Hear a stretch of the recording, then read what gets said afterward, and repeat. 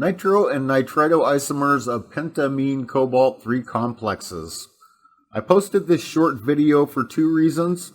One, to help in writing a pre-lab, and then also to make sure you were ready for lab on the day that you were assigned. You will first be synthesizing two versions of nitropentamine cobalt 3 chloride, one in which the nitro group binds through the nitrogen atom, and another in which the nitro group binds through an oxygen atom. Here we can see both versions. We'll refer to one as the nitro version and the other as the nitrito version. So if we look at the nitro version, we can see that the nitrogen atom of the nitro group is bound directly to the cobalt atom. And in the nitrito version, one of the oxygen atoms from the nitro group is bound directly to the cobalt atom. As it turns out, if either of these pure compounds are left to sit, they eventually reach an equilibrium where both compounds are observed. So in other words, if we were to synthesize this pure compound, the nitro version, and let it sit, eventually some of it would convert over to the nitrito version until an equilibrium had been reached. And conversely, if we synthesize the pure nitrito version and we let that one sit, eventually some of it would convert over to the nitro version until that same equilibrium had been reached.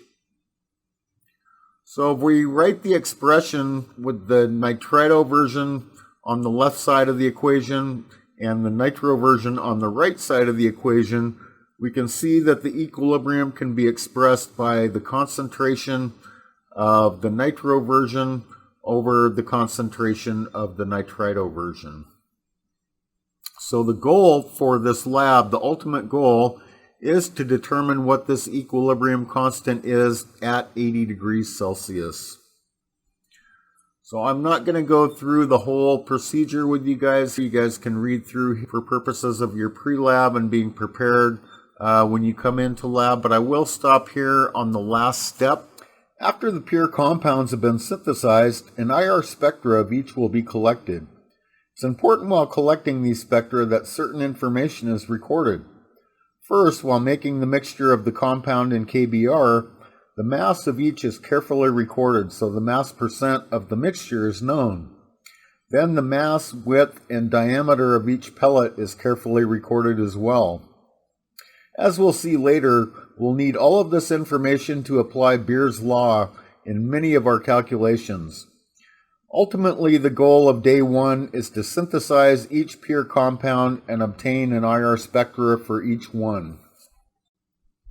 On day two of the experiment, you will place your compounds in an oven set at 80 degrees Celsius and periodically through the lab period, take additional IR spectra of the compounds.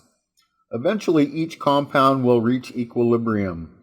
One job you will have during this lab period is to confirm that each compound has come to equilibrium. Once you are convinced that they have, you will have sufficient data to collect the equilibrium constant for this compound at 80 degrees Celsius. Primarily, you'll have spectra of each of the pure compounds, and you'll have spectra of those compounds when they've come to equilibrium.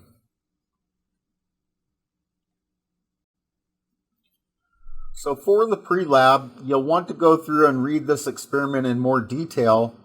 And then for your pre-lab, make sure to include a description of the system under study, a statement of the goal of the experiment, a summary of the synthesis, and a brief general statement about the types of measurements and analysis you will be doing.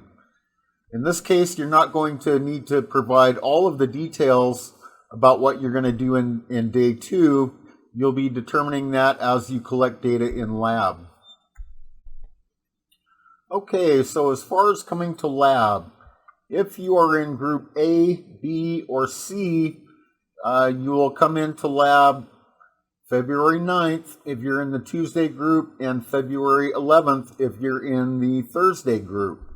And then you'll come in 2 weeks later, and if you're in groups A, B, and C, you'll come in on the 23rd of February, and if you're in the Thursday group, you'll come in February 25th. And if you're in groups D, E, or F, you'll come into lab If you're in the Tuesday group, you're going to come in on the 16th of February, and if you're in the Thursday group, you're going to come in the 18th of February for your day 1 experiment, and then for day 2, you guys will be coming in on the 2nd of March if you're in the Tuesday group, and March 4th if you're in the Thursday group. So make sure you're wearing a suitable mask when you come to lab. It must be worn at all times, and there will be disposable masks available if necessary. We don't need to check into drawers, so all equipment and glassware necessary will be provided to you on a cart.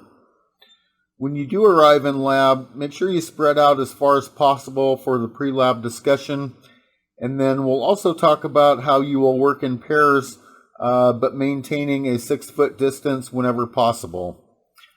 So hopefully that gives you enough information to write your pre-lab and to know when you're supposed to come in and be in lab. So if you have any questions, make sure you send me an email and I'll try to answer those.